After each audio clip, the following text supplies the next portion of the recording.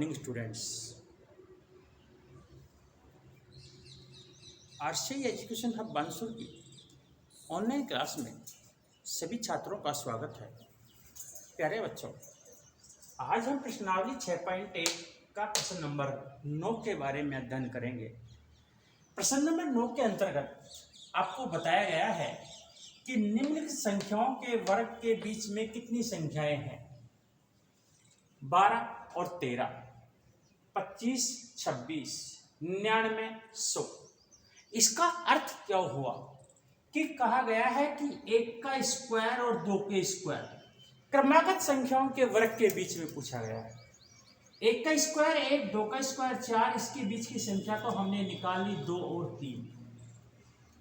मान लीजिएगा 4 का स्क्वायर और 5 का स्क्वायर के बीच की पूछता है। 4 चौक 16, 5 25, इसके बीच की संख्या भी हमने निकाल ली 17, 18, 19, 20, 21, 22, 23, 24, यानी कि 2, 4, 6 और 2, 8। लेकिन मान लीजिएगा आपसे पूछ लिया जाए 99 का स्क्वायर और 100 के स्क्वायर, तो पहले तो 99 को 99 से गुणा करो, फिर 100 को 100 से गुणा करो, फिर उनके बीच की संख्याएं लिखो।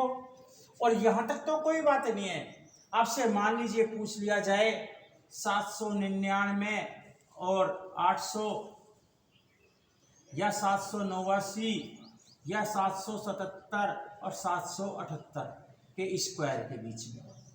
कहने का मतलब हुआ कि पहले तो हमें यहाँ पर गुणा करने में, यहाँ गुणा करने में और उसके बीच बाद में इतनी सारी संख्याएं, और अगर गिनने में हमारे पास में जरा भी चूक हो गई तो हमारे पास में सारा सवाल हमारा गलत है। ऐसी स्थिति के लिए क्या करना पड़ता है?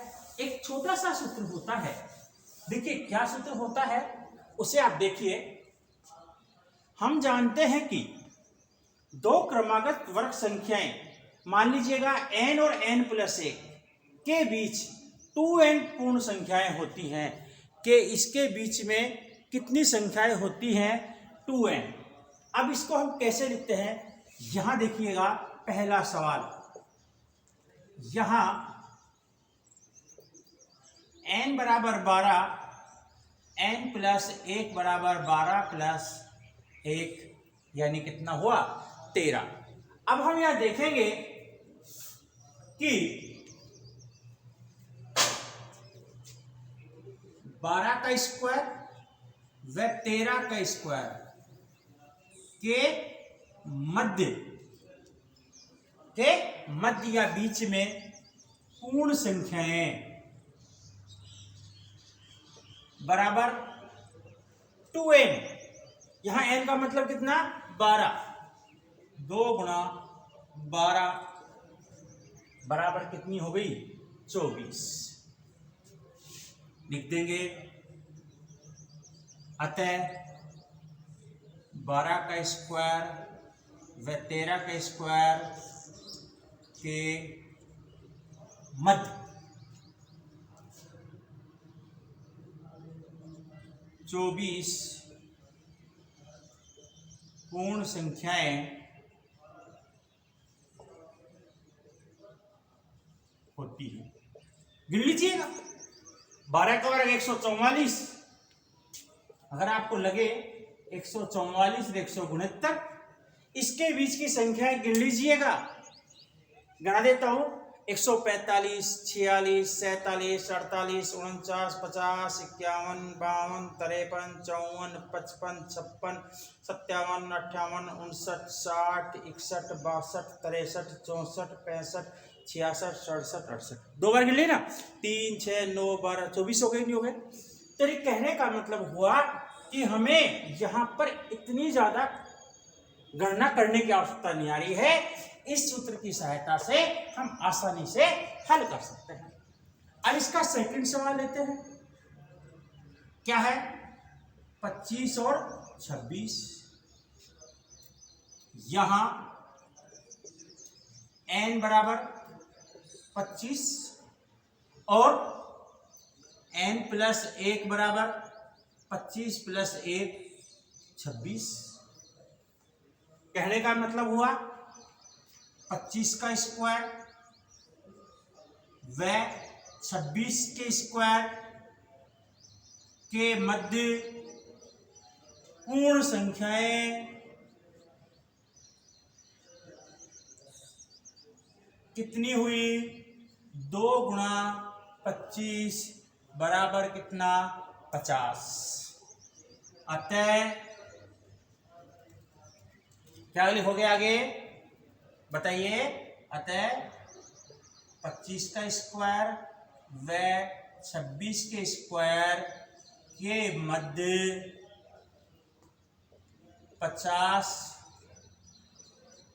पूर्ण संख्याएं हैं, होती है। कुछ भी लिख लीजिएगा। इसी प्रकार से अब आप थर्ड सवाल जो है उसे आप करके देखिए, 1 मिनट में करके देखिए, अभी समझा देंगे आपको कि 99 और 100 इसके बीच में देखिए कितनी संख्याएं होती हैं। इस बात की जानकारी हम लेंगे। कैसे लेंगे?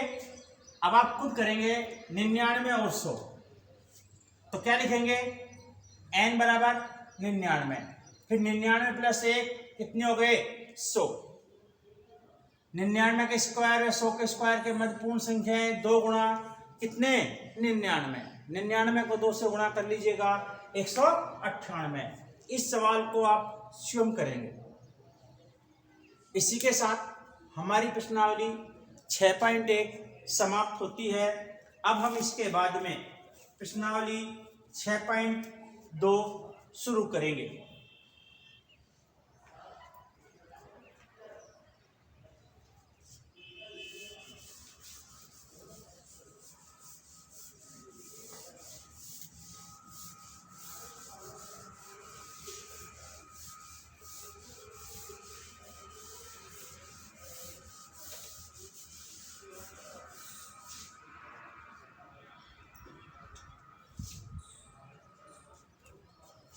वर्ग संख्याएं। प्रश्नावली 6.2 में समझाया जाएगा आपको कि वर्ग संख्याएं ज्ञात कीजिए। आखिर ये वर्ग संख्याएं क्या होती हैं? किसी भी संख्या को उस संख्या से गुणा करने पर जो संख्या प्राप्त होती है, जैसे 2 का वर्ग क्या हुआ? 2 गुणा 2 बराबर कितना? 4। ये इसकी एक वर्ग संख्या हो गई कि 2 की जो वर्ग संख्या हुई कितना प्राप्त हुआ? 4 हुआ। इसी प्रकार से किसी भी संख्या की वर्ग संख्या हम आसानी से निकाल सकते हैं। क्या करना पड़ेगा? उसी संख्या को उसी संख्या से गुणा करना पड़ेगा। जैसे कि मान लीजिएगा आपसे पूछा जाए, एक सवाल है, बिल्कुल प्रश्नावली 6.2 का पहला सवाल हम लेते हैं। हमारे पास है निम्नलिखित संख्याओं का वर्ग ज्ञात कीजिए। निम्न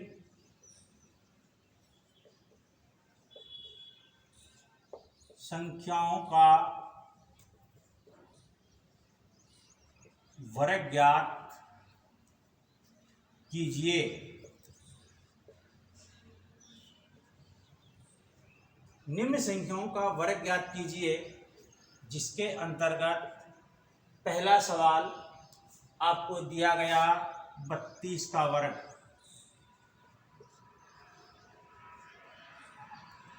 अब 32 का वर्ग कैसे ज्ञात करें? अब इस सवाल को हल करने के हमारे पास में कई तरीके हैं। पहला तरीका आपको समझाया गया है, लिखें 32 का वर्ग बराबर 32 गुणा 32 बराबर हमारे पास में 1024। सेकेंड इसका मेथड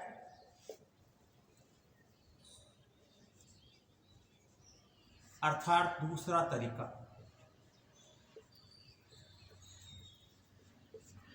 क्या होता है?